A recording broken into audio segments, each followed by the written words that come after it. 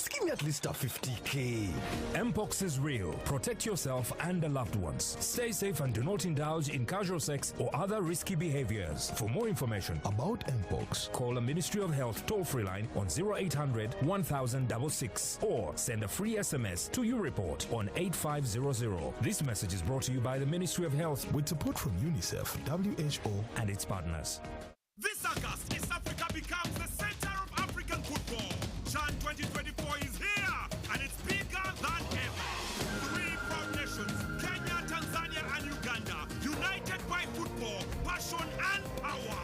From the first whistle to the final roar, 35 thrilling matches, live, only on UBC TV and radio stations. Wherever you are in Uganda, from the city to the village, UBC brings CHAN 2024 to your screen and your radio. August 2nd to August 30th, it's football like never before. One tournament, one region, one heartbeat.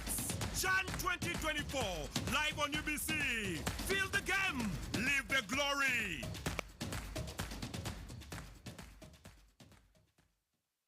Step into a world of excellence, comfort, and pride with Royal Form Furniture, crafted to perfection right here in Uganda. We bring you state-of-the-art living room furniture and bedding products at affordable prices. Our wide variety of mattresses include orthopedic, pillow top, spring mattresses suitable for institutions like hotels, and many others for home comfort. With every piece telling a story of royal excellence, our products are built with the highest quality materials made to last. Experience royalty with Royal Form Furniture, proudly made in Uganda, so buy Uganda and build Uganda.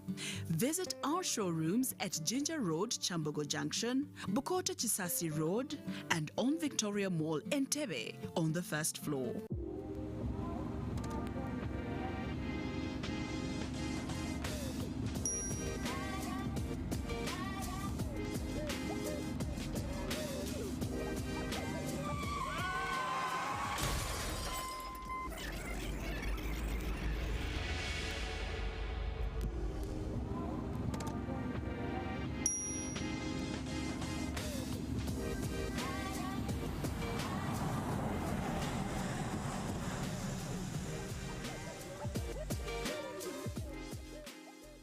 At UNOC, we believe in safety.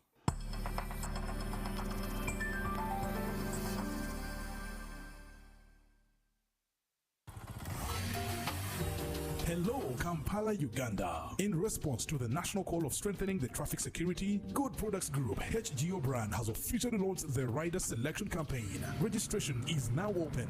Visit www.riders.hgo.com. Complete your registration now for a chance to win exciting prizes including motorcycles, exclusive HGO gift boxes, and official rider vests, all while promoting safe riding awareness. This is how to participate. Pay the registration fee, invite 3 friends to form a team of 4, and your registration fee will instantly be refunded. Begin your journey of honor today. Don't miss this opportunity. Join the challenge, promote road safety, and become a pioneer rider. For details, visit the official Good Products website at www.hgo.com or call toll-free 0800-335-555 or visit our offices at Kingdom Kampala 3rd floor to register now and win prizes worth millions. When you want to relax your body and refresh your mind,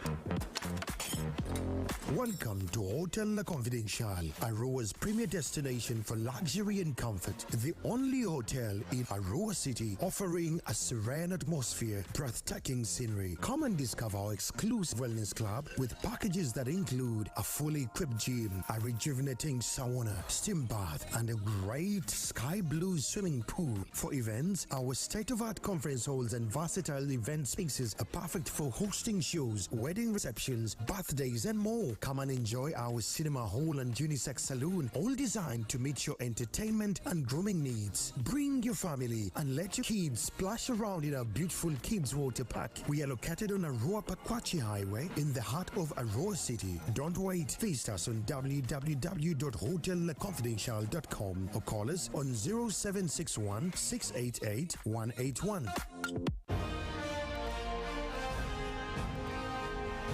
Live from UBC Studios in Kampala. This is Good Morning Uganda Extra.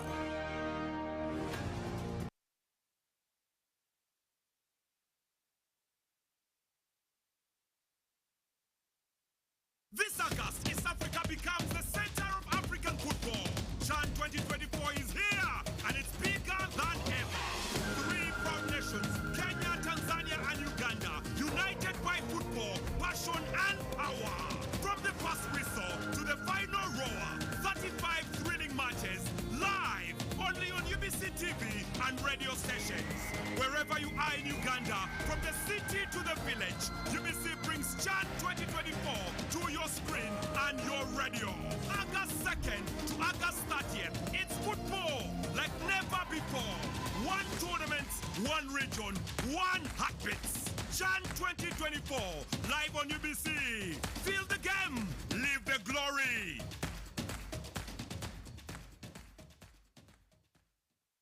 Step into a world of excellence, comfort, and pride with Royal Foam Furniture, crafted to perfection right here in Uganda. We bring you state-of-the-art living room furniture and bedding products at affordable prices.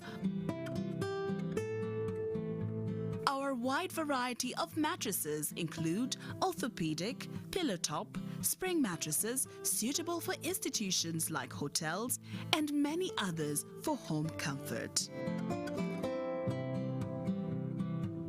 With every piece telling a story of royal excellence, our products are built with the highest quality materials made to last.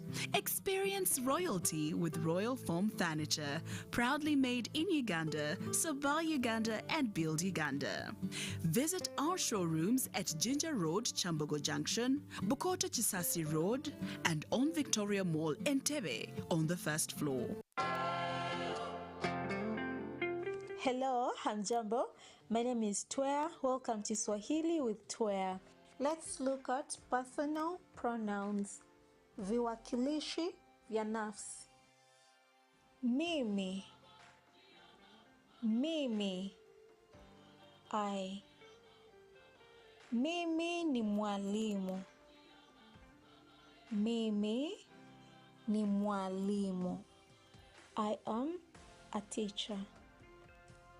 Mimi ni rafiki yako. Mimi ni rafiki yako. I am your friend.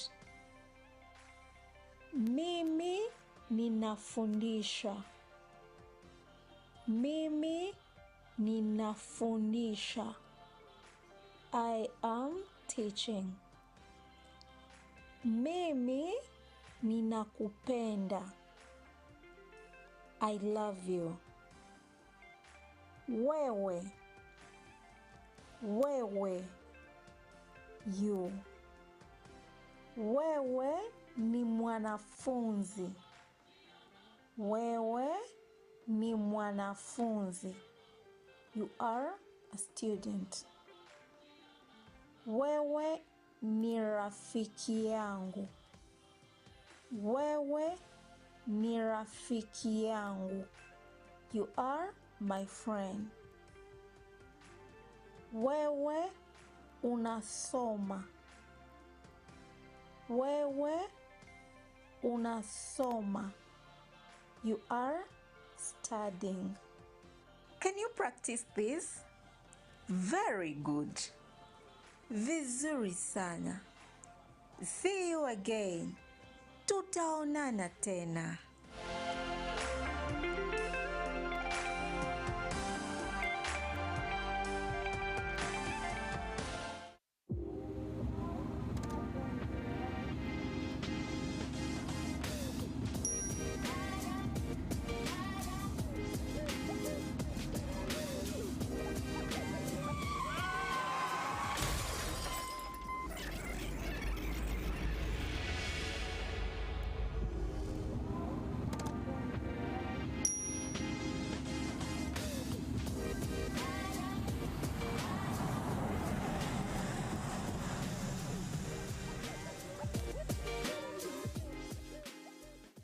At UNOC, we believe in safety.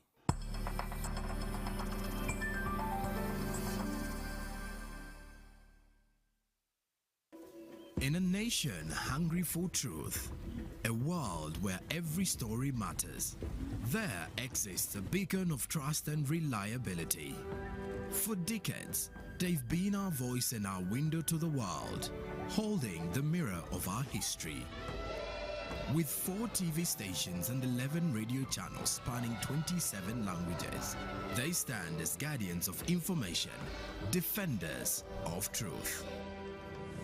With Mascari Heritage Advantage, they uphold every citizen's right to reliable and free information. Their archived stories shaped our past and illuminate our present. Yet now, as new challenges arise and the world evolves, their mission faces its greatest test yet. Be part of our journey and let's navigate the unknown, uncover the untold, and safeguard our future together. Tune into your public broadcaster, for it is the intersection of trust and truth. Because to UBC, your story, and every voice matters. UBC, inspiring Uganda.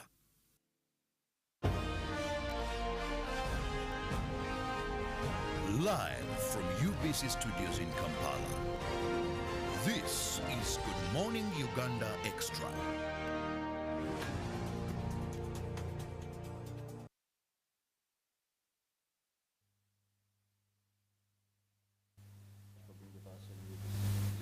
I'm Robert Chirabo in the Newton of this lovely Monday morning. Very cold, I must say, in most parts of Kampala. And of course, this month, we usually know, given our weather and our calendar, despite climate change, we have 2 rainy seasons. And now we automatically know that we've entered our other rainy season. Now, this morning, we are going to be discussing something very important, viewer, and I beg you to give us so much of your attention, because this is a problem that we all encounter, which is garbage in our homes. Every day, any of us, however clean you are, you have what we term as garbage. Either they are peelings, you eat a banana, you eat anything, and it comes into garbage. You use something and it ends into garbage. But of course, I'm not the expert on that. So we want to look at waste sorting for value addition on Uganda's garbage. That is our topic this morning, waste sorting for value addition on Uganda's garbage. How do we get value out of the garbage? And with me on set, I have 2 gentlemen. Now, I have Ahimbisiwe Kenneth Tumusime, who is the country director, Plan West Consultancy Limited. He is with me in studios. Good morning. Good morning, Mr. Chelabo. Thank you very much for hosting us today. And at the extreme end, I have that is Gilbert Kibe Kityo, a researcher and policy analyst, Uganda Manufacturers Association. You're most welcome, Gilbert. Thank you. Thank you very much. Glad to be here. Now, to begin with, Kenneth, tell us more about this organization, because it totally describes, the name talks about waste management.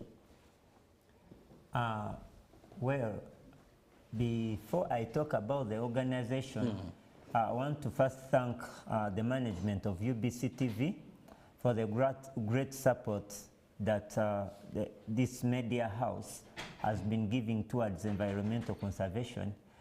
It's not the first time I'm being hosted here. Actually, I was first here when it was still Uganda Television in 2003, and the topic was still garbage. So since 2003, I've been talking garbage on several media houses. So I want to thank the management for such a great opportunity to Ugandans, and for the environmental talk shows you've been holding weekly. I am, as they have mentioned my name, I'm an urban planner by profession, put it into context, and I'm a waste management consultant working both in Uganda and Rwanda for the last 25 years. So I've been in this garbage. Pla Waste is a consultancy firm. The word Pla Waste comes from planning for waste, and this started way back when I was still a university student at Makerere University. I had that dream where I foresaw this, that when I finish school, I'll be a consultant for planning of waste. So that's where the name came from planning for waste. Then we called it Pla Waste Consult Limited. Currently, we are a team of consultants handling mainly waste management, all kinds of waste, but also other environmental issues. We are mainly in Imbara, but operating across the whole country. And of recent, we've been carrying out waste management awareness and training in all urban councils in the country. And I'm here partly to also represent the consultancy department, because at the same time I head the consultancy department as a waste management consultant. So it's mainly handles issues of garbage, creating awareness before the people and opening their eyes on what garbage is and how can we properly handle garbage so that we live clean and healthy lives, which is our constitutional right to live in a clean and healthy environment. So we are trying to implement what is in our constitution of Uganda. Now, you mentioned something that to create awareness about garbage. Let us first understand, garbage may seem an obvious thing, but simplify it so that our viewer may very well understand, because one will think scrap is also garbage, and one will tell you, no, but scrap is not garbage. So give us a broader understanding of garbage. Okay, scrap is actually a part of garbage. Garbage is termed differently. Others call it rubbish, others call it waste, something that is wasted, you no longer need it. But before something becomes a waste, it starts like an item. You go and buy a jerrycan, you buy mineral water, you buy a mattress, you buy a book, you buy a shirt, you buy a shoe, anything that you're attaching value on.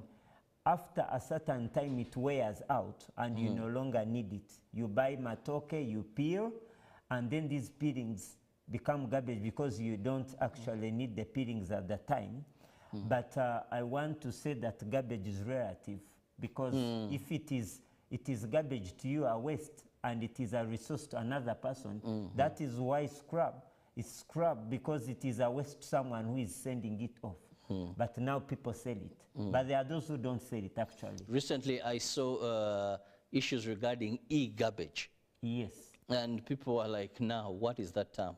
These electronic gadgets, but still you're the expert. You can give more of that. Electronic waste, old phones, old televisions, old radios, these cables that we use, the sockets, all that is waste. So we have it in categories. Actually, according to waste management guidelines for Uganda, page 58 and 59, it specifies 6 main categories. We have one for paper waste.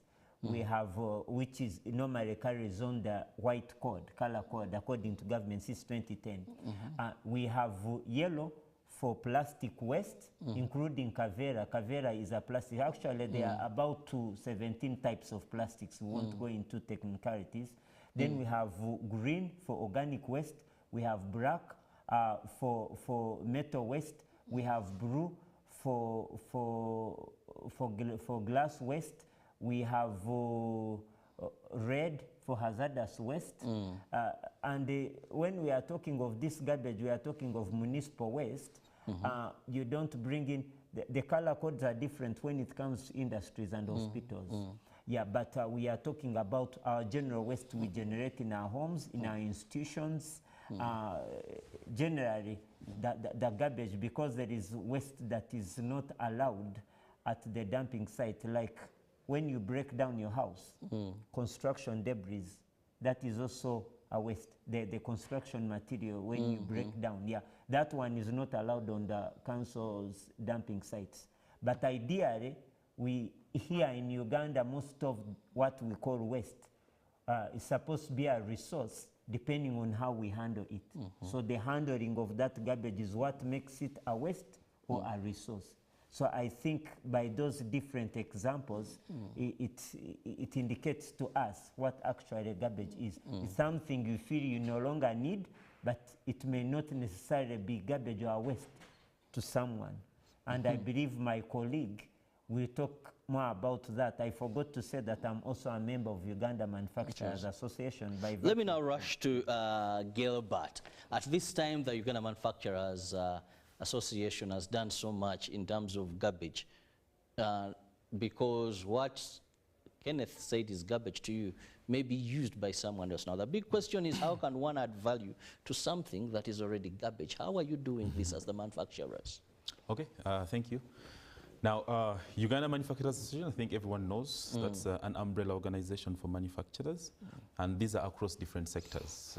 We have about 28 sectors, different individual, we call them platforms, but they are sectors, and they manufacture quite a number of things. I think every other person around here, or there at home, everything they are using is manufactured. And about a given percentage is from Uganda. I know Ugandans love using things that are from abroad, but right now we are promoting Ugandan products, which is a key thing.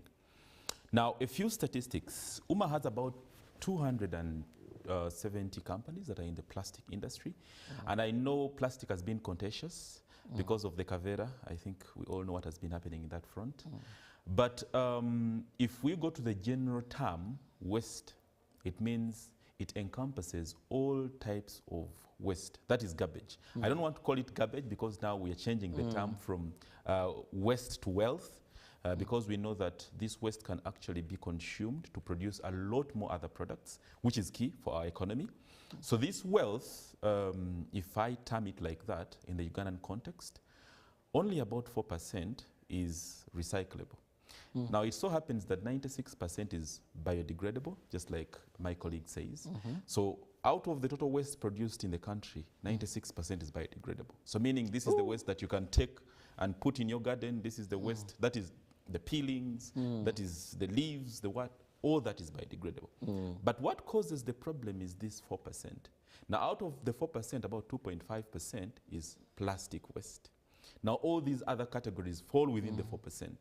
Now, the problem has been that the 4% is causing a problem. When you see plastic waste, glass waste, mainly plastic waste, I would say, you find it a lot everywhere. But when you collect all these plastic waste, it falls within the 4%, so it's still very low. Now, that brings me to the concept of adding value. Now, initially I said we have about 270 companies, plastics, and out of these 270 companies, we have 15 companies, big, that do recycling. Now, they do recycling that they get the waste and then they take it to their factories and then they start the process of turning it from it being a waste to it being a reusable material. Now, this is where companies like Plough Waste come from, because Plough Waste would plan how do we help a factory initiate the process of getting this waste and then using it at their factory and turning it into a product that they can sell on the market. Now, a little bit more of statistics here. Uganda exports over 8 million kilograms of shredded plastic waste. So here we have companies like, I think you know Acacia Foundation. We have companies like PRI, the plastic recycling industry of Coca-Cola. Yes, so they get the plastic, especially PET, they get the PET from the environment and they shred it. After shredding it, they export it to India, to Vietnam, to Ukraine.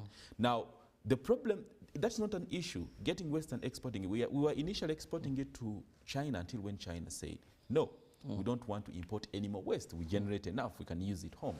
So, but problem with exporting instead of transitioning it here is we're exporting jobs, we're exporting tax revenue, we're exporting our products, we're exporting the GDP, we're losing out on the foreign exchange because we would have exported a product that is ready to use to these countries. So when we look at the component of two, how do we turn garbage into waste? We don't want to end somewhere, we want to complete the cycle. And then the second one, how do we sort? Now, the problem has always been that people that consume waste at home, they don't sort it. You have one bin, that's where you put all the waste. True. Now, when you do that, this waste is contaminated. It becomes difficult for a manufacturer to transition this waste because it's contaminated. When we get the waste and we put it at a dump site, it's contaminated because now the dump site has all the different types of waste, hazardous waste and non-hazardous waste. Now, if you put hazardous waste with non-hazardous waste, it means that the manufacturer will then apply different agents to remove this hazardous waste from the non-hazardous waste to transform it. So now, one thing that my brother here from Plough Waste is going to talk about is how do we put the information out there to ensure that we separate, we segregate. I don't put biodegradable with degradable. I don't put hazardous waste with non-hazardous. That's why we have the color codes. That then I know that if I was walking around the street and I find a green bin or a yellow bin or a red bin, I know what these colors mean. And if I'm holding a particular type of waste, if it's hazardous, I'll put in the red bin. I'll not put it in the green bin or the yellow bin. So this information, most of the households here don't have it. That's why most households will put all in one bin, and it's affecting our manufacturing. Because then the value chain becomes longer of sorting and cleaning this, and even becomes a lot more expensive, sorting and cleaning this waste. Yes. Maybe I may need to complement something. What he was talking about, when you mix the waste, it takes the recycling factories. I'm also a plastics expert. It takes a long time. The PET they were talking about are the mineral water empties, soda empties. When they come dirty, there is an extra cost incurred to wash the machines. So the washing costs and the chemicals they use is an extra cost. And then there is a delay in processing because they are trying to gather the material. Actually, the capacity of this recycling factory, the one for PET started late 2006. I was their consultant here in Nakawa. These recycling factories don't get enough material because of the way we disperse the material on the roads and where I'm speaking to the public. Please, do not scatter. Leave if you're in your car. Keep it in until you get it to the place where the recyclers can easily get it. So you find the recycling factories are receiving less than 50% of the capacity of the machines. They are supposed to operate day and night. So it becomes a problem. So that is, and then he talks about awareness, that even us, the elites, which is a small percentage, we don't know. Now, what of the other people? So otherwise, generally, Ugandans are good people in handling the environment if we engage them, but people don't know that there is even a market for these products. Then I also want to add on what he's saying, that here in Uganda, we have recycling factories that produce items. When you go to Gulu, there is Takataka. It is making different products, furniture, face masks, out of plastic waste. You go to Masaka, there is Eco Bricks. So we are not talking about Kampala. No, we have even up country. You go to Jinja, we have recyclers that are turning waste into a resource. We come to Kampala, we have Ecoplast tile making tiles, roofing tiles and wall tiles out of plastic waste. So people are doing a great, when you're not seeing jerrycans, people don't know that we can make jerrycans and drip bottles and turn them into the kavera, sheeting. For garbage bags. People don't know, but that's it. The pegs, the hangers. So some of these items we are seeing as a result of the innovation so that we're encouraging, but it has to start with separating from source. And I want to add that it is very, very, very difficult. I'm speaking to urban councils. I know they are watching. When you wait until it is mixed, then you separate, the cost may even be about 50 times more. And it is impossible, even if they gave you all the time. That's why you saw the Chitezi problem and all other dumping sites in the country. It's because we mix it. It is very hard. The sorting, you don't sort when you've mixed. I don't know which word to use, but sorting, you separate it before you throw it away. So you add value and even the cost, you attract more money when you maintain the cleanness. I call it clean waste, if I can say. That where it is generated, you also reduce on your costs. Remember, we pay for garbage collection. This time you're selling it. So there is a benefit that people should know, that when you separate, you're not doing government favor, you're doing favor to yourself because you're going to start to earn some money. Well, Kenneth, when we talk about sorting this garbage, let's look at the ordinary Ugandan. Yes. Our culture of collecting garbage. How we get the garbage, how we collect it. I'll take an example of Kampala. Yes. That I have a tin or a can. We all know that's where we put our kasasiro, our garbage. Now I even pay for this garbage to be collected. Yes. Yet sometimes those that take it sort and get money. Now, to me, I don't see the money in the garbage. I see garbage as a burden to me. Because if I don't have the money, I'll give an example where I stay. I think a month I spend about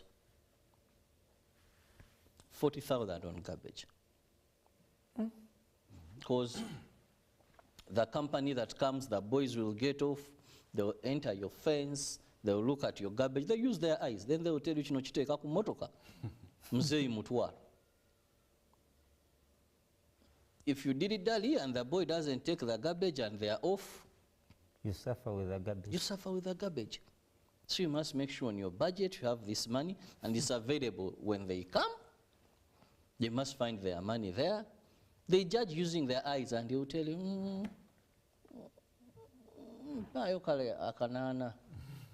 with their eyes? Yes. Okay. You know? They don't wait.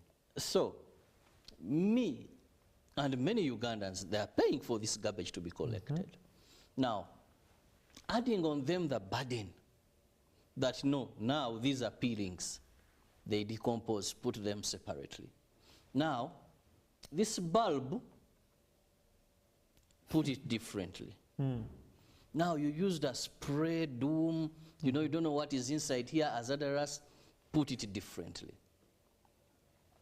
These categories, disturbing myself, I think you guys, these are not, it's an uphill task.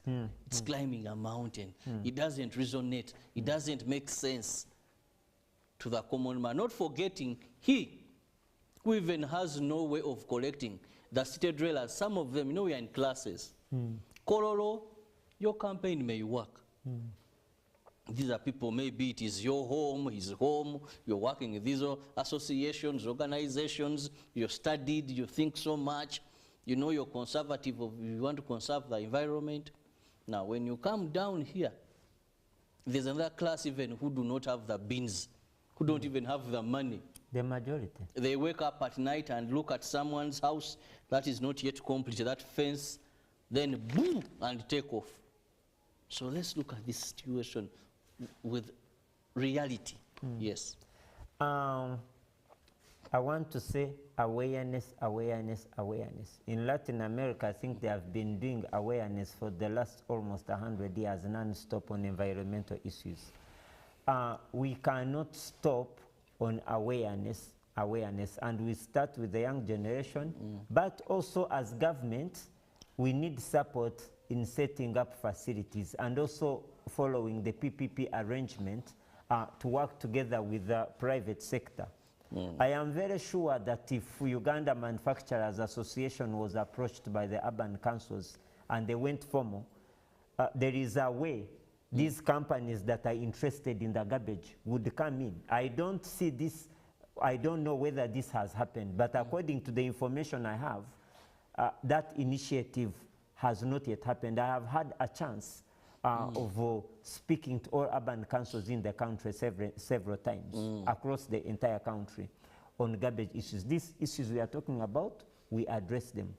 I make this appeal. I kindly request government to see how they can approach private sector, and we talk about helping each other in setting up facilities and let the laws be implemented, but first awareness, awareness, awareness.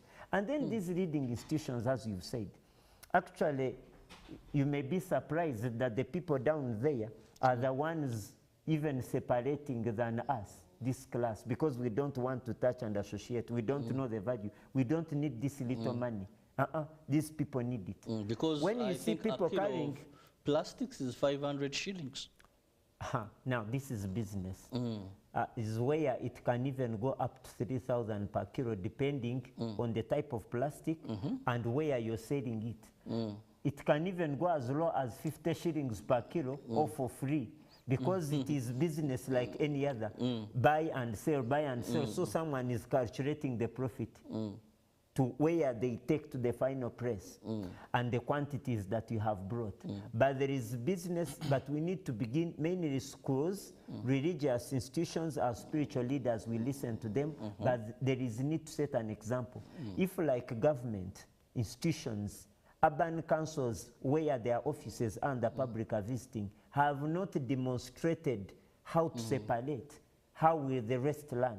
And we start slowly. Before we introduce the 6, we start with those that rot and those that do not rot, and perhaps the hazardous waste. So that, but awareness is very, very important. Unless we go that direction, we won't really achieve much. We need to set up the system. Like I've told you, being an urban planner by profession, it calls for something beyond that. Maybe I can add something on it. Yes, can supplement. Okay, so in Uganda, this is how the system is working currently. I'll start with the private sector. So in private sector, they have set up a value chain to collect waste for money. Yeah, we have municipal waste that is collected and different other types of waste by people who come to you and say, okay, 8,000 for this, and then they take your waste. Those are just taking that waste to the dump site. Now, recyclers of PET, LDPE, and HDPE, those ones have set up the value chain to collect those particular types of plastic waste for recycling. Now, when you go to these bottles or the jerrycans are HDPE, and then the bottles are LDPE, PET. So when you go to a place where they are collecting all these plastic waste, they collect, weigh, and then someone comes and takes it. So that is set up, but for individual factories. So you find out that a factory will come and say, let me set up this here. Everyone who brings it here, they weigh, and then they'll give you money. That has been set up. The only problem we have, you know, when you look at the NEMA Act, Section 98, and I'll start with Section 76. Section 76 says that for plastics in particular, the manufacturer must take responsibility to make sure that they collect this plastic from the environment.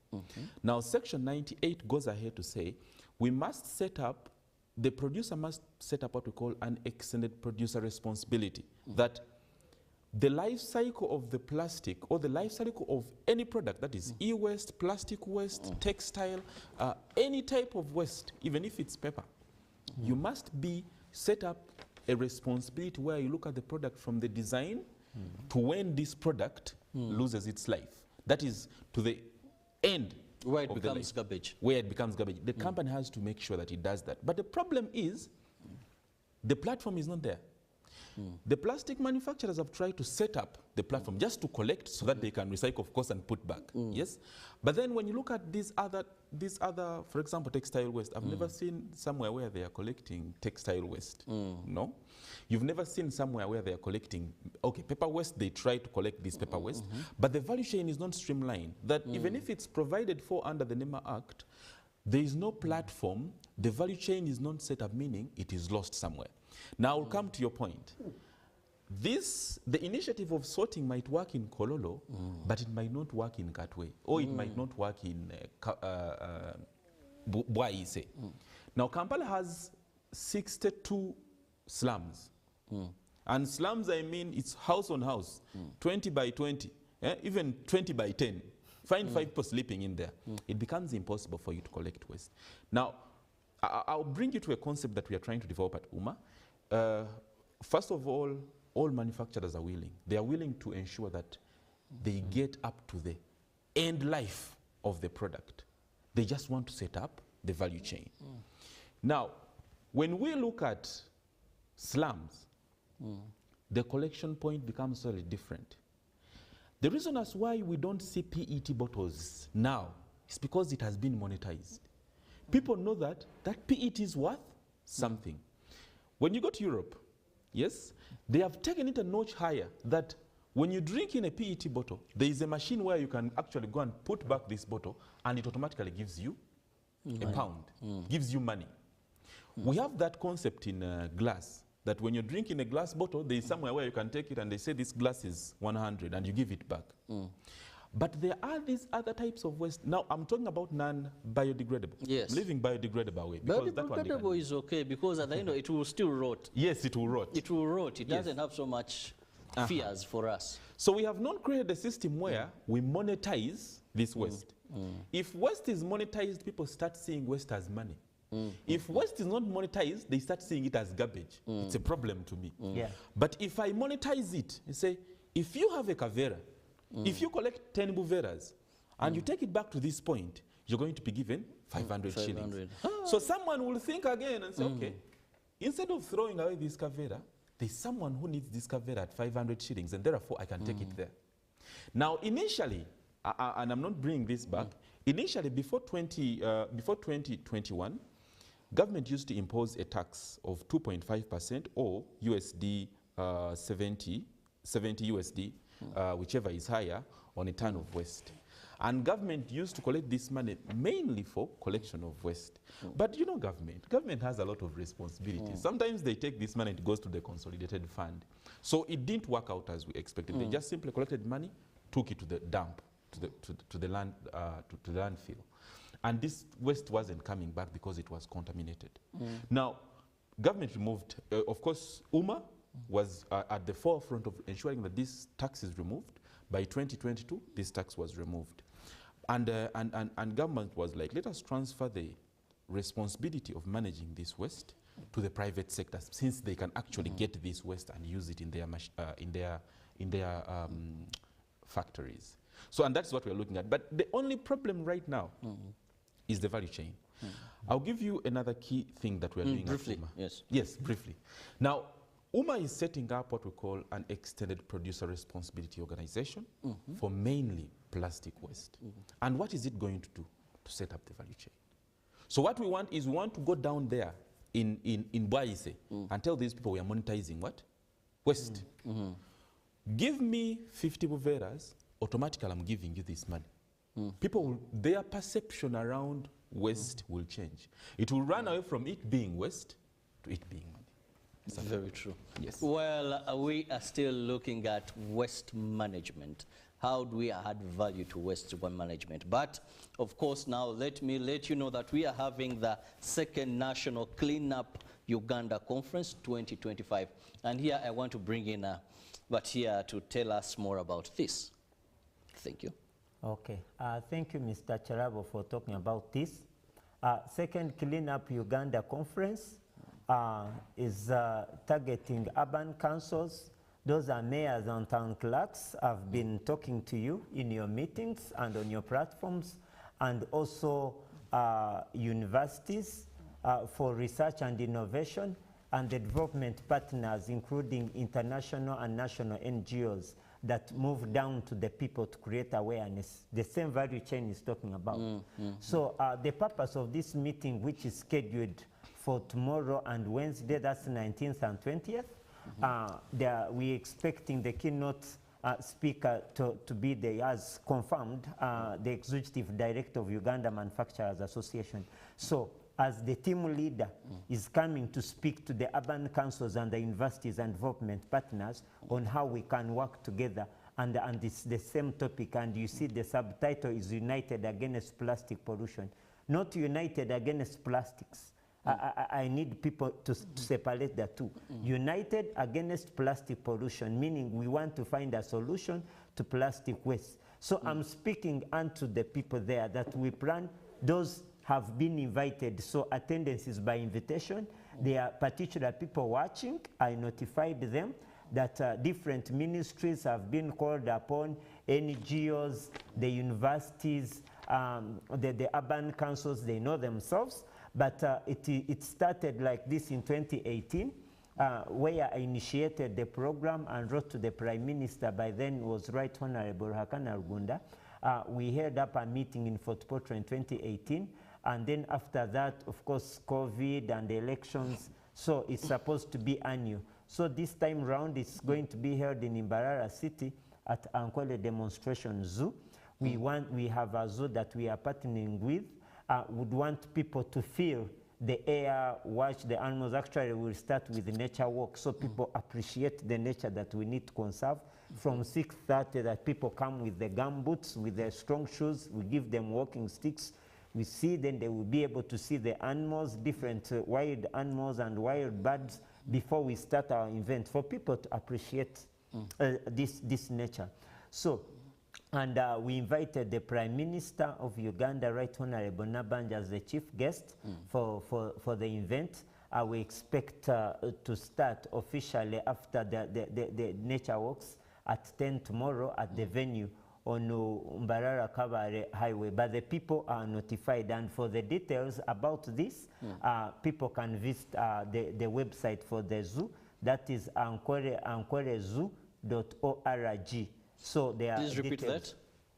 that. ankwerezoo.org. That's www.ankwerezoo.org. So details about that event that we are holding, and the different things that we are looking at. And definitely, one of the other things that I must say, we are recognizing, we have what we call Clean Up Uganda Environmental Awards. And UBC TV is one of those that will receive the environmental award. We intend to give 3 seedlings for the people that will come. We have a medical camp in partnership with International Medical Center. We know that because of this exposure, a number of people have acquired the illnesses. So part of their corporate social responsibility are saying, those who could have got illnesses out of poor management of the environment, please come. We will see how we'll be able to support, and different organizations that have come on board to show the sign of supporting, like Pepsi-Cola, Kazire Industries. They have really come in to support, even with Ankwele Demonstration Zoo that has availed the venue. So we are planning, and we are calling upon them to get set, come tomorrow and the other day. Even media houses have been invited, because we want to spread what he's talking about. So when the executive director of UMA will be making a communication, the media houses like yours, even UBC is invited, so that the general public will get this information that is talking about, to close the gap that we are holding on that issue. Yeah, so that's basically. Well, what a 2-day event that you shouldn't miss, as long as you're invited. Remember, attendance is by invitation. So if by now you've not received your invitation, please don't be part of this. Now, but we are in the .com era. Do you have anything like that where people can maybe follow online? Because this is how we are doing things in this generation. That I may not attend in person, but at least there's a link I can follow. Anyway, I don't know if that was facilitated. Yes, we are working closely with GNTV. It's Good News Television, Good News Broadcasting Network. Just put in GNTV, we will have a link for live coverage, so people will be able to follow, and we'll also share the link on the zoo website. So we'll post the link before the day tomorrow. So when you visit the website tomorrow, you will be able to access the link both at the ankwerezoo.org and also GNTV. So you'll be able to follow through, so that you don't miss out what will be going on, because we have different presentations, even government and private sectors involved. We have a presentation for presentations from Ministry of Lands, presentations from Ministry of Energy, Waste Energy. We have presentations from Ministry of Health about health aspects. We have presentations from NEMA. We have presentations from National Housing on how the households can be able to handle what he was talking about. We have a presentations from Uganda Manufacturers Association and Caritas. So there are quite a number of quite them. A number. Well, in the interest of time, sorry to cut you short. Kenneth, let me just have Gilbert's parting shot. Okay, thank you very much, and thank you for the invite. This is good. One thing that I can't leave here without talking about is what we call the environmental pavilion. So the environmental pavilion is going to happen during the trade fair, which is 2nd to 12th of October. So the pavilion is just going to bring back like-minded people within the area of environment. We are going to have companies exhibit some of the products that they get from garbage. So you don't want to miss this, because it's something that we are creating to show people that your waste can be turned into products. So it's key. I also call upon people to come and participate in the second Environmental Cleanup Conference. It's key. It's one of the mechanisms that we're using to put information out there, tell people that this is happening, and also to call upon the people out there to start sorting. It is key that we start sorting at source. It is going to help our manufacturers. Well, thank you so much, Gilbert. Kenneth, as we move out of here, your parting shot. My last remarks. People have been watching me. You know, it is our constitutional right to live in a clean and healthy environment. It's me and you to cause that. Please, please, I request you. Two main things that disturb me, if you really need me to die and go to heaven. These are two things that even on burial you can say that I will have achieved. Issue of burning waste is a crime in Uganda, and there is National Environment Air Quality Standards 2024 by NEMA. Please visit NEMA website and look about that. Then litter, people don't know that it is actually a crime to go littering. You can be arrested and taken to court. That you and me have a right to arrest anyone, anywhere in Uganda. Hold them, call environmental police, because there is environmental police under NEMA. They will have them arrested. So you have the right to cause arrest of anyone who is destroying our country. So litter, let's not litter, let's not ban.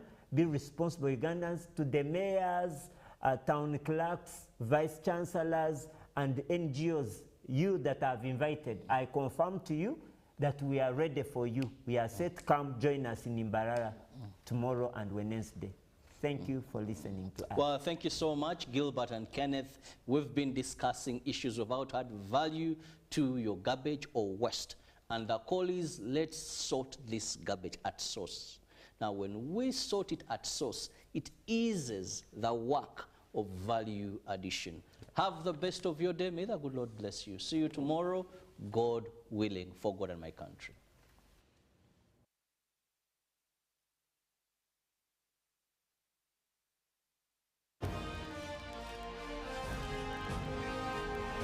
Live from UBC Studios in Kampala, this is Good Morning Uganda Extra.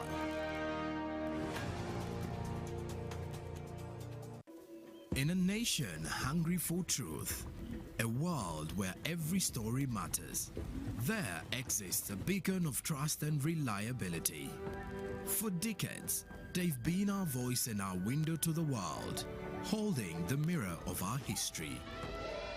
With 4 TV stations and 11 radio channels spanning 27 languages, they stand as guardians of information, defenders of truth. With Mascari Heritage Advantage, they uphold every citizen's right to reliable and free information. Their archive stories shaped our past and illuminate our present.